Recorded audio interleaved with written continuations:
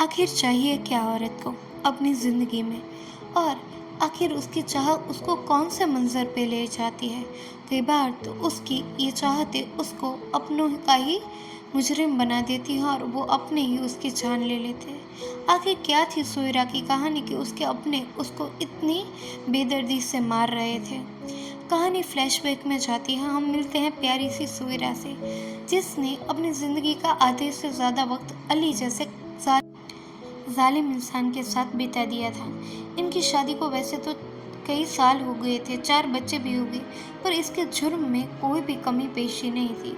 ये पेशे से तो भले ही पुलिस वाला था, पर मौका फिरस्त एक आदमी को उसके जुर्म से माफ़ी देने के लिए उसी की बेटी का सौदा कर देता है। पर अभी वो एक साथ 2 बीवियां रखे तो रखे कैसे। कुछ पैसे लेके वो अभी यहाँ से मौलवी के पास चला जाता है, कोई जुगाड़ ढूंढने जिससे वो सोयरा से पल्ला झाड़ सके और अपनी नई बीवी को घर में ला सके। मौलवी भी मुंह उठा के चला जाता है सोयरा के पास, पर सोयरा के पास तो कोई इनकम है नहीं, तो वो तलाक के बाद खुद का गुजारा कैसे करेगी। जो सुन के मौलवी उसे अपने आप से ही शादी करने का बोल देता है, पर सोयरा उसे धमका के वहाँ से भगा देती है। जो जान के अली उसे बहुत पीटता है, पर सोयरा हिम्मत नहीं आती। जौहर के पास जाती है। जौहर उसे समझाती है कि तुम्हें अपने लिए लड़ना होगा, ऐसे डर के नहीं भाग सकती तुम।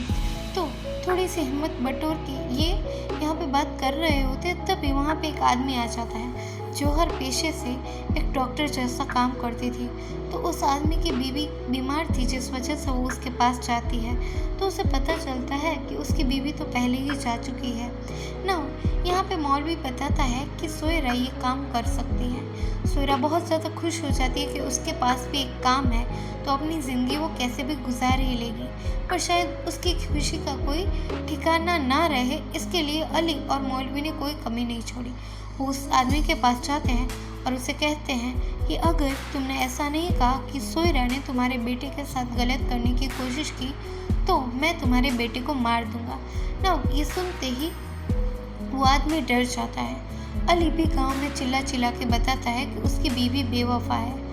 गांव के कुछ लोग इकट्ठा होके यहाँ पे फिर से उस आदमी से पूछने आते हैं, तो अपने बेटी की जान बचाने के लिए वो आदमी फिर से झूठ बोल देता है कि हाँ, सोयरा ने वो जुर्म किया है। फिर क्या था, सभी गांव वाले अपनी इंसानियत को छोड़ के एक जगह मिलते हैं और फैसला कर लेते हैं कि सोयरा को पुराने तरीके से, यानी कि उसकी आधी बॉडी ज़मीन में दफन करके और बाकी का आधा हिस्सा ज़मीन के बाहर रखा जाएगा और उसको पत्थरों से पीट पीट के वहीं मार दिया जाएगा ना। ये सुनते ही कुछ लोग पत्थर इकट्ठा करने लगे, तो कुछ गड्ढे गाड़ने लगे। शायद इन लोगों की इंसानियत मर ही चुकी थी, पर जौहर हार नहीं मानती, उसे भगाने का फैसला कर लेती है। पर तभी वो देखती है कि बाहर एक गुंडा ऑलरेडी इसी इंतज़ार में बैठा है। सोयरा भी अपना मन बना लेती है कि जैसे वो ज़िंदगी जी रही है, उससे तो मौत ही बेहतर है। वो मरने के लिए तैयार है, पर मरने से पहले बस एक बार अपनी बच्चियों को गले लगाती है। बेटों को गले लगाना चाहती है, पर वो तो अपने बाप की तरह ही है, तो वो वहाँ से चले जाते हैं। सोयरा यहाँ से बाहर की ओर आती है। मौलवी गाँव वालों को सभी को बड़ा चढ़ा के बोलता है जैसे कोई नेकी का काम कर रहे हो, और सभी यहाँ से निकल पड़ते हैं एक मासूम जान को लेने के लिए।